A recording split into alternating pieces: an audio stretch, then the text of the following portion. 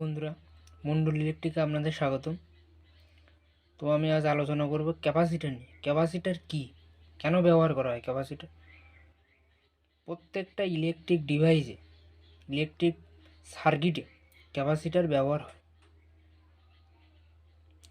তো ক্যাপাসিটর কেন ব্যবহার করে বা ক্যাপাসিটরের কাজ কী, সেই সব বিষয় নিয়ে আজকে আলোচনা করব। ক্যাপাসিটরের কাজ হচ্ছে ফিল্টার করা, কারেন্টকে বা ভোল্টেজকে ফিল্টার করা, স্টোর স্টোর করে রাখা, মানে ধরে রাখে। তো আমি এখানে একটা চিত্র এঁকেছি বোঝানোর জন্য।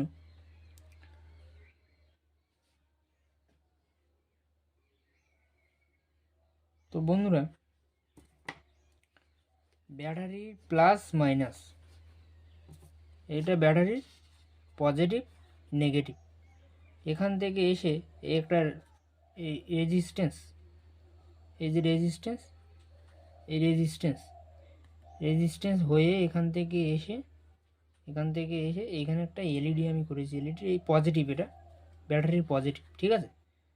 আর এটা এলইডির নেগেটিভ, ক্যাপাসিটারের নেগেটিভ আমি এঁকে দিয়েছি প্লাস মাইনাস। এখান থেকে এই নেগেটিভ এসে ব্যাটারির এই নেগেটিভে সংযোগ হয়েছে, ঠিক আছে। এবার আমি ব্যাটারির লাইনটা এখান থেকে যখন দেব,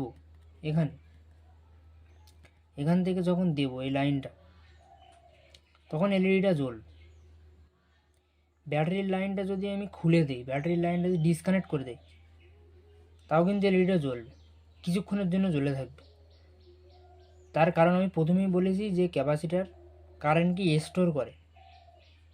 এখান থেকে ব্যাটারির কারেন্ট যখন যাবে ক্যাপাসিটারে, তখন ক্যাপাসিটার সেই কারেন্টটাকে, সেই চার্জটাকে স্টোর করবে এবং কিছুক্ষণের জন্য সেই চার্জটাকে থাকবে, ঠিক আছে। তো আর একটু ভালোভাবে বোঝানোর জন্য আমি আর একটা চিত্র এঁকেছি। এ একটা পাইপ, এই পাইপ থেকে জল পড়ছে এখানে, ঠিক আছে। তো এই পাইপটা যখন জল, এই পাইপে যখন জলটা আমি বন্ধ করে দেবো, এখান থেকে জলটা আমি বন্ধ করে দেবো, ঠিক আছে। কিন্তু জলটা কিন্তু এর মধ্যে থাকছে, এখান থেকে কিন্তু বেরোচ্ছে জলটা, ঠিক আছে। তো এখান থেকে বন্ধ করলেও এই পাইপটা যদি এখান থেকে আমি কেটে দিই বা তুলে দিই, তাও কিন্তু জলটা পড়বে কিছুক্ষণের জন্য। তো ক্যাপাসিটরের কাজ হচ্ছে স্টোর করা, কারেন্ট বা ভোল্টেজকে স্টোর করা। তো ক্যাপাসিটরের গায়ে নাম্বার দেওয়া থাকে, ঠিক আছে। আর চেনার এক উপায় আমি বলে দিচ্ছি বন্ধুরা, দেখো এখানে এই যে ক্যাপাসিটারটা,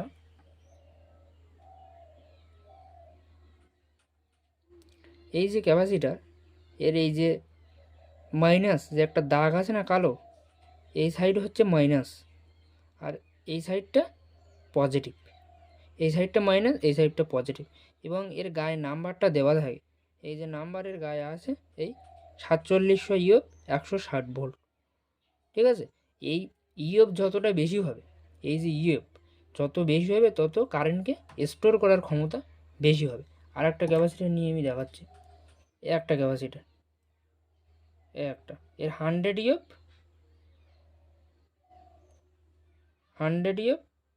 450 ভোল্ট এই ক্যাপাসিটারটা, ঠিক আছে।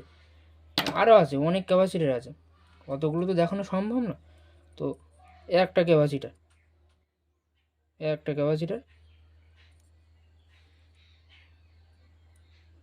এটা হচ্ছে 220 ইউএফ, 220 ইউএফ, 220 500 ভোল্ট এটা, ঠিক আছে। তো প্রত্যেকটা ক্যাপাসিটারের গায়ে নাম্বার দেওয়া থাকবে। ক্যাপাসিটার কম ভ্যালুর হতে পারে, বেশি ভ্যালুর হতে পারে। এই যেমন একটা ক্যাপাসিটার আমি নিয়েছি, এই ক্যাপাসিটারটা এই একটা নিয়েছি, এর 100 25 ভোল্ট, এরকম কম বেশি থাকবে। একটা নিয়েছি, এরা হচ্ছে 10 ইউএফ 250 ভোল্ট। তো অ্যাকচুয়ালি ক্যাপাসিটারটা ইউএফ যতটা বেশি হবে, ইউএফ স্টোর ক্ষমতা ততটা বেশি হবে। তো ক্যাপাসিটার আমরা ভালো আছে কি খারাপ আছে কীভাবে বুঝবো, কীভাবে টেস্ট করতে হয়, সেটাই এবার দেখাবো। টেস্ট কীভাবে করে, বা মানে ক্যাপাসিটারটা খারাপ আছে কি ভালো আছে কীভাবে বুঝবো বন্ধুরা। তো সেটা দেখার জন্য আমাদের মিটার নিতে হবে, মাল্টিমিটার লাগবে। এই মাল্টিমিটার আমি নিয়েছি। তো এবার চেক করব। এবার এই ক্যাপাসিটার এটা হচ্ছে মাইনাস, মাইনাসে আমি মিটারের এই মাইনাসটা রাখবো।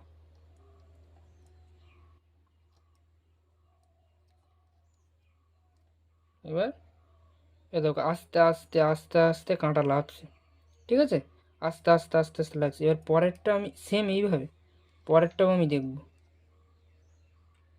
এ দেখো আস্তে আস্তে আস্তে আস্তে কাঁটা কিন্তু লেগে যাচ্ছে, তাহলে আমাদের বুঝতে হবে যে ক্যাপাসিটারটা ভালো আছে, ঠিক আছে। এইভাবে ক্যাপাসিটার টেস্ট করে, প্রত্যেকটা ক্যাপাসিটার একই নিয়ম, একইভাবে টেস্ট করে, প্রত্যেকটা একইভাবে।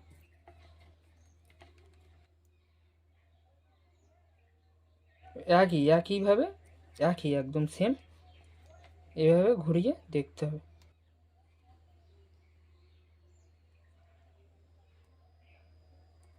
এই আস্তে আস্তে আস্তে আস্তে এই নেমে যাবে, ঠিক আছে। তো ঠিক আছে বন্ধুরা, সবাই ভালো থাকবে, নিজের খেয়াল রাখবে। ফেসবুক থেকে দেখলে চ্যানেলটাকে ফলো করবে, ইউটিউব থেকে দেখলে সাবস্ক্রাইব করবে, লাইক শেয়ার করবে। আবার দেখা হবে অন্য কোনো পরের ভিডিওতে।